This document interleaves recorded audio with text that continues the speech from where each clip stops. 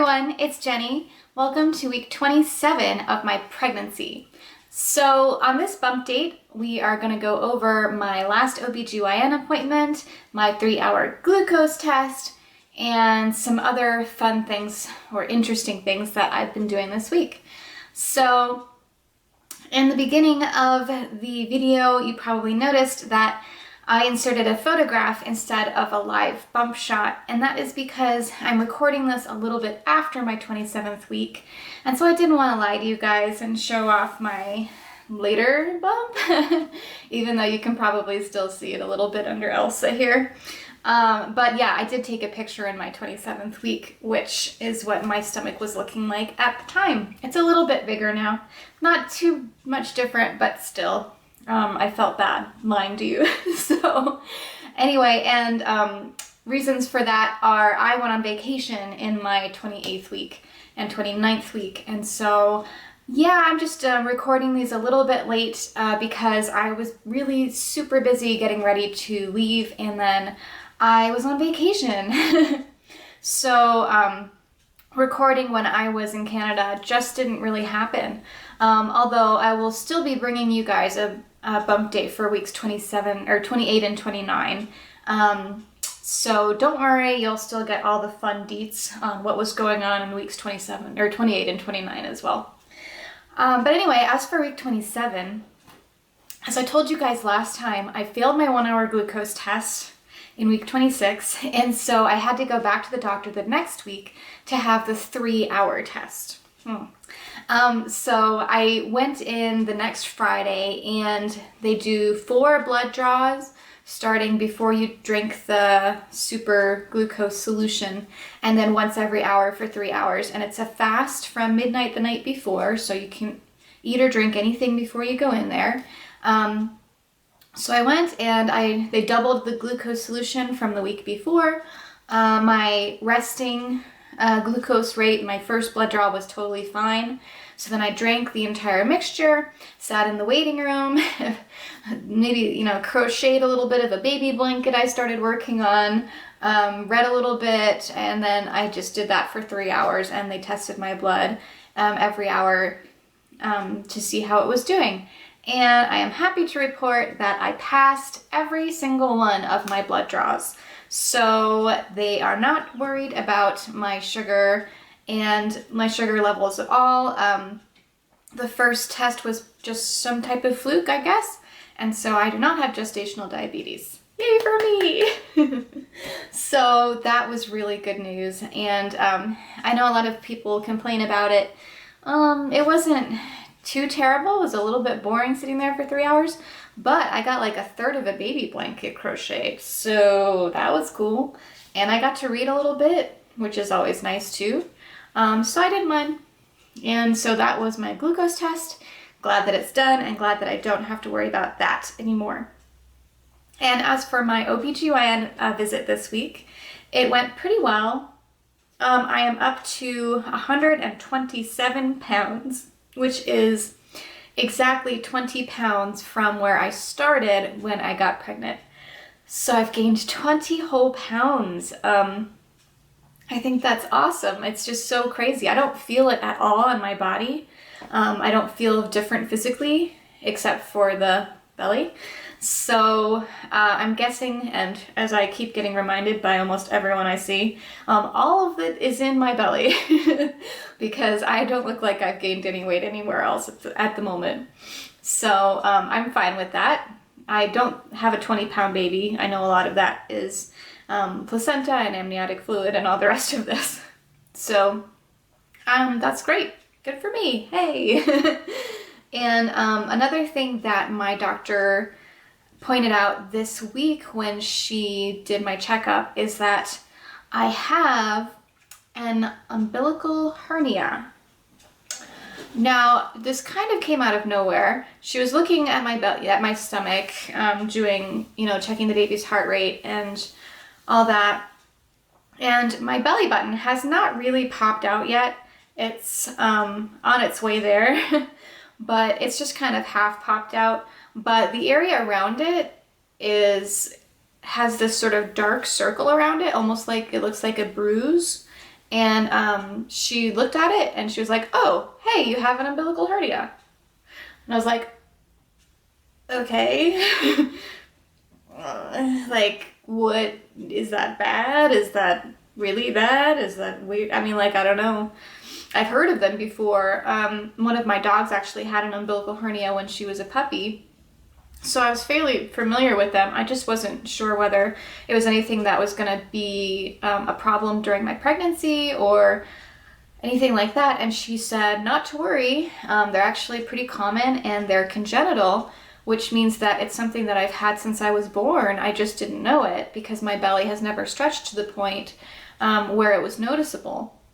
And so what it is basically just a little bit of a hole in my abdominal wall surrounding my belly button. So there is a lack of muscle and the viscera. It's like the lining of an organ, basically.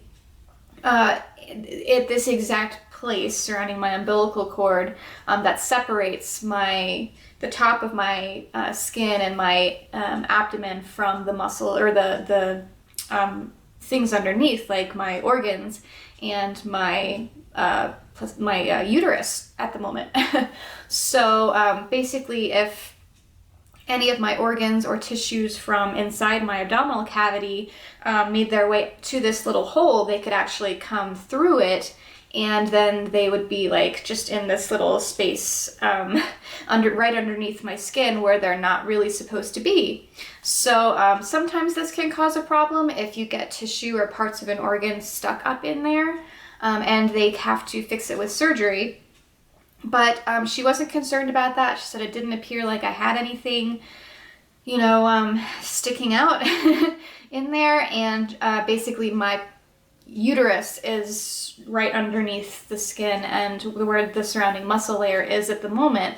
So there's not really much of a chance of any organs or things like that getting stuck up in there. But she just wants to watch it and make sure I don't get any tissue or things shoved up into that hole that aren't supposed to be there.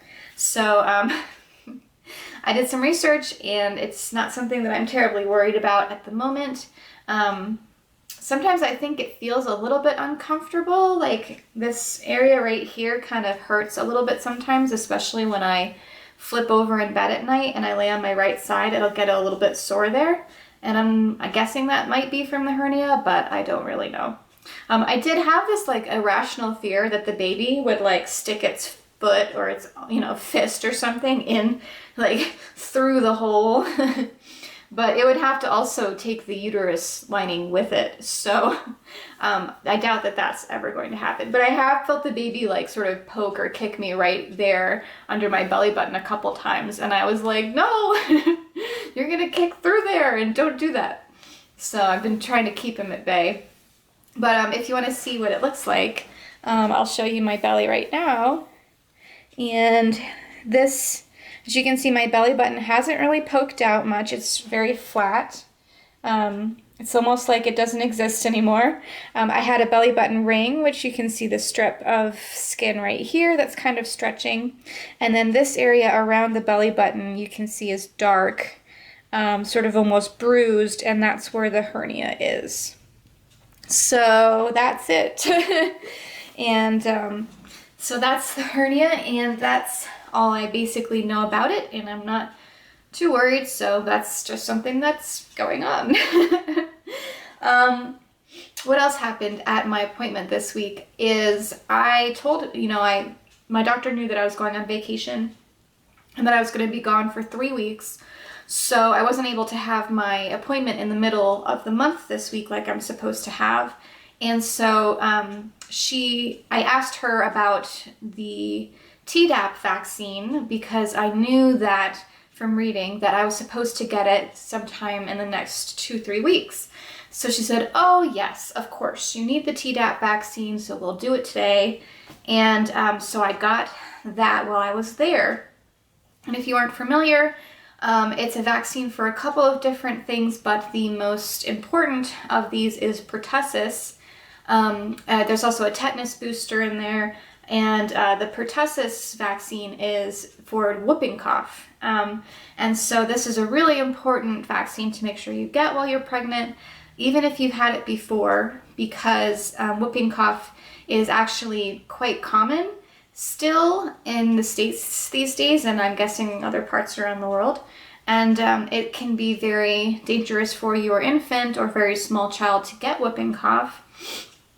And it's something that a lot of adults haven't had any type of booster for. They may have had a vaccine when they were a child, but a lot of people still come down with it, and the people who come around your baby or have contact with them can actually give them whooping cough, and it can be deadly or extremely, extremely bad for baby. And the baby cannot be vaccinated for whooping cough for the first couple of months. So it's something that they're at risk for, and so if you get the vaccine while you're pregnant, you're going to build up antibodies against whooping cough, and you are going to pass those to your baby so that they are a little bit more protected when they're born because they have those antibodies against it in their system. So very important, if you haven't had the Tdap vaccine yet and you are pregnant, make sure you talk to your doctor about it. And it's something that you will have in your 3rd trimester, so be prepared for that. And it's something they say you should also talk to the people in your family who are going to be having contact with your baby when they're an infant about, to make sure that they have had it as well. So make sure your husband, your parents, siblings, anyone who's going to be maybe taking care of your baby or in close contact with them has also had the booster. So that's the Tdap thing. And so that's that. Oh, and the other thing my doctor told me, which I had kind of guessed at the time, is that she believes my baby is head down at the moment, which is great. I felt like he'd been in the same kind of position for a couple of weeks now, with his head down. I'll show you kind of what I think. His head down and his body kind of like this, his spine here, and his legs sort of curling like this, and his feet here. Because I get kicks, this area of my stomach, all the time, all day long. The strongest kicks, I feel the foot under my skin when he's hanging out there. I get this big bulge on this side of my belly a couple times throughout the day, which I think is him shifting around, and I'm not sure if it's his butt going over here or if it's like the side of his knee that's sticking up. And then there are a couple times when I have felt him have the hiccups, and you're gonna feel the baby's hiccups coming out of his throat and his head, and also maybe a little bit his upper abdomen. And I always feel them in the bottom of my stomach. So that, and also I don't feel movement on this side of my body almost ever. So that would make sense to me if his head was down, his back was here, which he doesn't move that much, and then his legs and arms are on this side of my body. So my doctor pretty much said that she agrees. So baby is head down, and that's great. Obviously he can move. He's got a bit of time left, so we'll see if he stays that way. I'm hoping he does. And the only other thing this week, that was my doctor's appointment, everything else was fine. The only other thing this week that happened is, well, I finished work. I had my last day on the job until I go back to work after I have the baby, which was fantastic. My project, the archaeology project that I've been working on for the last 7 months, was a limited time engagement, and it was to cover one specific area, one specific project until it was done.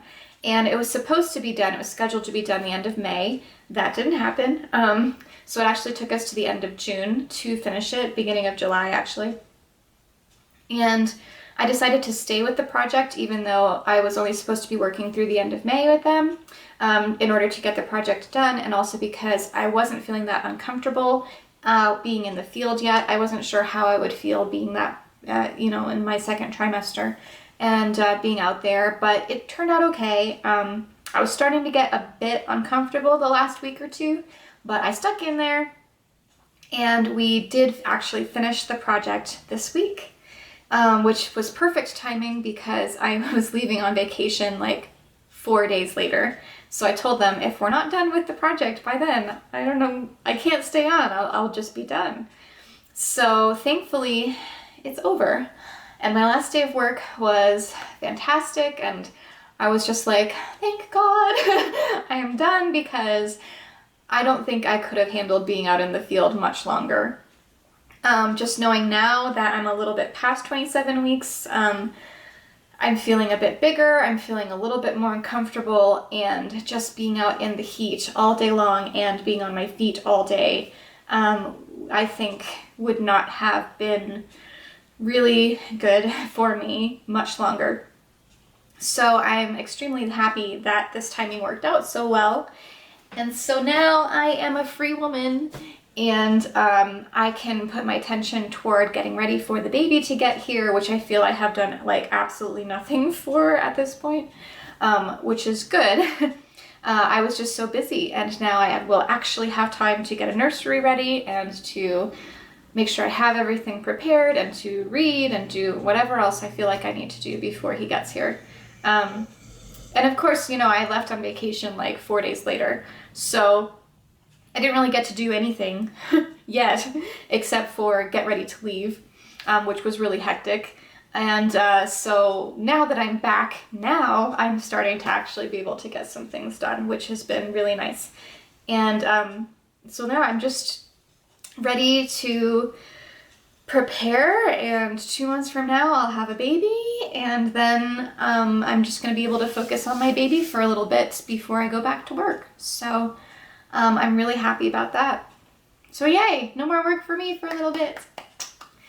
And this week I also went to my first childbirth class, or pregnancy class, or whatever you want to call it, at my hospital, and that was really good too. It was a breathing and relaxation class that was really focused on labor techniques. So because I plan on doing something called hypnobirthing during my labor, it's very much focused on breathing, relaxation, visualization, and ways to help calm your body, keep yourself in the zone, sort of in this meditative state where you can really focus on what your body's doing, on being calm and at peace, and helping your baby progress through your labor through breathing and all of these techniques. So I went to the class, and it was very helpful. I learned a lot more about the different 3 stages of labor than I had known previously, which was really good. My teacher seemed to be very well informed, and she was really nice. And the 3 other ladies in my class were nice too, and so I got to talk to them a little bit about their plans, and that was nice.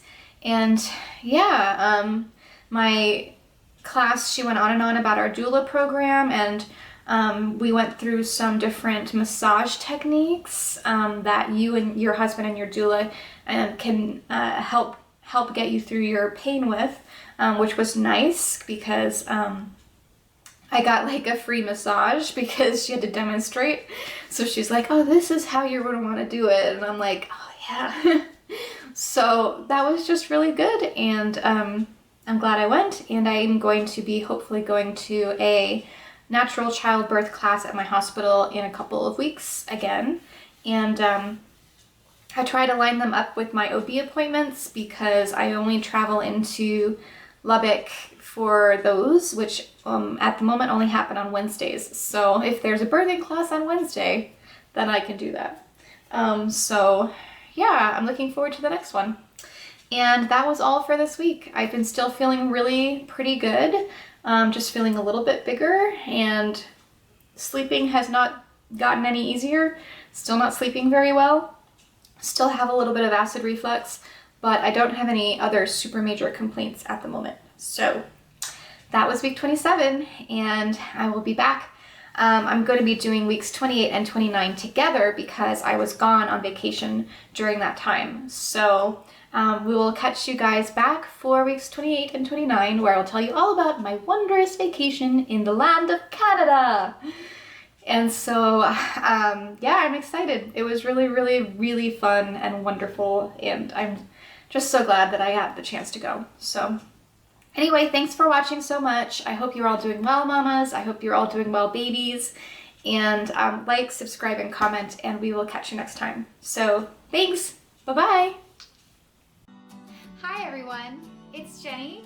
Welcome back to my channel, and Lucy and I are here today with a different sort of video. This isn't a bump date.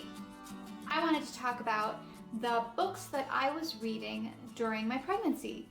And it sort of just occurred to me that because if you watch my vlogs, you know I'm really a planner and I like to research, and I'm just sort of a nerdy person in that way, that I've been doing a lot of reading that I thought you guys might be interested in hearing about the type of books I've been looking into for childbirth and pregnancy and all of that stuff. And then I'd love to hear about what you guys are reading too, because if you have suggestions that you think I would enjoy, then I would love to get on it and maybe get some of those books for myself and expand my childbirth reading world.